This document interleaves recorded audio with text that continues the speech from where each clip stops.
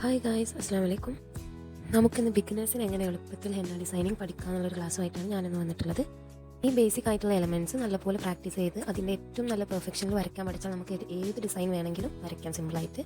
അപ്പോൾ നമ്മുടെ ആദ്യത്തെ ലക്ഷ്യം ഈ കുഞ്ഞ് എലമെൻറ്റ്സ് എങ്ങനെ ഏറ്റവും ഭംഗിയായും പെർഫെക്റ്റ് ആയിട്ടും വരയ്ക്കുക എന്നുള്ളതാണ്. ബിഗിനേഴ്സിന് ഹെന്ന കോൺസുമായിട്ട് ഒരു പരിചയം വരാൻ എപ്പോഴും ലൈൻസിൽ തുടങ്ങുന്നതാണ് നല്ലത്. ലൈൻസ് വരയ്ക്കുകയാണെങ്കിൽ എപ്പോഴും കോണിൻ്റെ ടിപ്പ് സർഫസിൽ ടച്ച് ചെയ്യാതെ വരയ്ക്കാം. ഫസ്റ്റ് നമ്മൾ ജസ്റ്റ് ഒരു ടിപ്പ് സർഫസിൽ ഒന്ന് മുട്ടിച്ച് പിന്നെ അത് മെല്ലെ ഡ്രൈപ്പ് ചെയ്ത് കൊണ്ടുവന്നിട്ടാണ് ലൈൻസ് വരയ്ക്കും. നീളത്തിൽ വരയ്ക്കുമ്പോൾ ഒരിക്കലും നമ്മൾ കോൺ സർഫസിൽ മുട്ടിക്കാൻ പാടില്ല. സ്റ്റാർട്ടിങ്ങിൽ മാത്രം ജസ്റ്റ് ഒന്ന് മുട്ടിച്ച് പിന്നെ ഡ്രൈപ്പ് ചെയ്ത് കൊണ്ടുവന്നാൽ മതി. സ്ട്രൈറ്റ് ലൈൻസ് വരയ്ക്കുമ്പോൾ നമ്മൾ അപ്ലൈ ചെയ്യുന്ന സ്പീഡും പ്രഷറും കോൺസ്റ്റൻ്റ് ആയിരിക്കണം. സ്റ്റാർട്ടിംഗ് ഇപ്പം നമ്മൾ എത്ര പ്രഷറാണോ കൊടുത്തത് അതേപോലത്തെ അതേ പ്രഷറും സ്പീഡും അവസാനം വരെ നമുക്കത് കൊടുക്കാൻ കഴിയണം. അങ്ങനെ അല്ലെങ്കിലാണ് ആ ലൈൻസ് ബ്രേക്ക് ആയി പോകും. നമ്മളിപ്പോൾ ഒരുപാട് പ്രാക്ടീസ് ചെയ്താൽ നമുക്ക് ഈവൺ ആയിട്ടുള്ള ഒരു ലൈൻ കിട്ടുള്ളൂ. അല്ലാതെ ഫസ്റ്റ് തന്നെ വരയ്ക്കും നമുക്ക് നല്ല ലൈൻ കിട്ടണമെന്നില്ല. പിന്നെ നമുക്ക് കുറച്ച് തിക്കായിട്ടുള്ള ലൈൻസ് വരയ്ക്കണമെന്നുണ്ടെങ്കിൽ ഇതേമാതിരി 2 ലൈൻ വരച്ചിട്ട് ഇതിൻ്റെ നടുവിലൊന്ന് ഫില്ല് ചെയ്ത് കൊടുത്താൽ മതി. സെക്കൻഡ് നമ്മൾ പഠിക്കാൻ പോകുന്ന എലമെൻറ്റ് ഡോട്ട്സ് ആണ്. ഇത് വളരെ സിമ്പിൾ ആയിട്ടുള്ള ഒരു എലമെൻ്റ് ആണ്.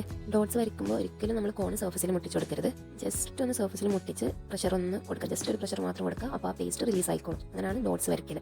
ഇതിങ്ങനെ പ്രഷർ കൊടുത്ത് ചെയ്യുമ്പോൾ നമുക്ക് എത്ര വലിയ ഡോട്ട്സ് ആണോ വേണ്ടത് അത്രയും പ്രഷർ കൊടുക്കുക, എത്ര ചെറിയ ഡോട്ട്സ് ആണോ വേണ്ടത് അത്രയും പ്രഷർ കൊടുക്കുക. ഇങ്ങനെ വരയ്ക്കുമ്പോൾ ഈവൺ ആയിട്ടുള്ള ഡോട്ട്സ് നമുക്ക് കിട്ടും. നമ്മൾ അറബിക് ഡിസൈനൊക്കെ വരയ്ക്കുകയാണെങ്കിൽ ഇതുപോലെ ഒരു ഡോട്ട്സ് എപ്പോഴും വരയ്ക്കലുണ്ട്. അങ്ങനെയാണെങ്കിൽ ഒരു കർവ് ലൈൻ വരച്ചിട്ട് പിന്നെ അതിന് മീതെ ചെറുതും വലുതുമായിട്ടുള്ള ഡോട്ട്സ് ഇട്ട് കൊടുക്കുകയാണ് ചെയ്യുന്നത്. നല്ല ഭംഗിയാണ് ഇങ്ങനെ വരയ്ക്കുമ്പോൾ കാണാൻ. ഇനി നെക്സ്റ്റ് വരുന്നതാണ് നമ്മൾ ഏറ്റവും ഇമ്പോർട്ടൻ്റ് ആയിട്ടുള്ള എലമെൻറ്റും ഒരു ഇന്ത്യൻ ബ്രൈഡൽ ഹെന്നയിൽ നമ്മൾ ഒഴിച്ചുകൂടാൻ പറ്റാത്തൊരു എലമെൻ്റാണ് ഈ ഹംസ് പറഞ്ഞത്. ഈ ഹംസ് നമുക്ക് പഠിച്ചാൽ തന്നെ നമുക്ക് ഒരുവിധമുള്ള എല്ലാ ഹെന്ന ഡിസൈൻസും നമുക്ക് ചെയ്യാൻ പറ്റും. ഇപ്പോൾ നിങ്ങൾ ബിഗിനർ ആണെങ്കിൽ ഫസ്റ്റ് തന്നെ ഇത് ഒരേ ലൈൻസിൽ വരണമെന്നില്ല. ഒരേ ലൈനിൽ വരാൻ ഫസ്റ്റ് ഭയങ്കര ബുദ്ധിമുട്ടായിരിക്കും. ഇത് ഈ എലമെൻറ്റ് മാത്രമല്ല, എല്ലാ എലമെൻറ്റും നമ്മൾ പ്രാക്ടീസ് ചെയ്ത് മാത്രമേ നമുക്ക് പെർഫെക്റ്റ് ആയിട്ട് വരയ്ക്കാൻ കഴിയുള്ളൂ. ബിഗിനേഴ്സിന് ഹംസ് വരയ്ക്കാനുള്ളൊരു ടിപ്പാണ്. ആദ്യം നമ്മൾ ലൈൻസ് വരച്ചിട്ട് വളരെ ലൈറ്റായിട്ട് ഹംസ് വരേണ്ട അത്രയും ഹൈറ്റിൽ ഒരു ലൈറ്റ് ലൈൻ വരച്ചിട്ട് നമ്മൾ ഹംസ് വരച്ചു കൊടുക്കാം. പിന്നെ നമ്മൾ ആ ഹംസ് വരച്ച് കംപ്ലീറ്റ് ചെയ്യുമ്പോൾ ലൈന് കാണില്ല. അപ്പോൾ നമുക്ക് ഇങ്ങനെയും ഒരേ ഹൈറ്റിൽ ഹംസ് വരാൻ നല്ലൊരു ട്രിക്കാണ് ഇത്. ഈ ഹംസിൻ്റെ മുകളിൽ തന്നെ നമുക്ക് പല ഡിസൈൻസും നമുക്ക് ഫോം ചെയ്യാം. ഞാനിപ്പോൾ ഇവിടെ വരയ്ക്കാൻ പോകുന്നത് ഫ്രിൽസ് ആണ്. ഹംസിൻ്റെ തന്നെ ഒരു ബിഗ് വേർഷനാണ് ഈ ഫ്രിൽസ് എന്ന് പറഞ്ഞാൽ. അധികം ബ്രൈഡൽ ഹെന്ന ഡിസൈൻസിലൊക്കെ ആഡ് ചെയ്യുന്ന ഒരു എലമെൻ്റാണ് ഈ ഫ്രിൽസ്. ഈ ഫ്രിൽസ് അല്ലാതെ നമുക്ക് ഹംസിൻ്റെ മുകളിൽ ആ ഡിസൈൻ കംപ്ലീറ്റ് ചെയ്യാൻ വേണ്ടി ഡോട്ട്സ് ഇട്ട് കൊടുക്കുന്നതും കാണാറുണ്ട്.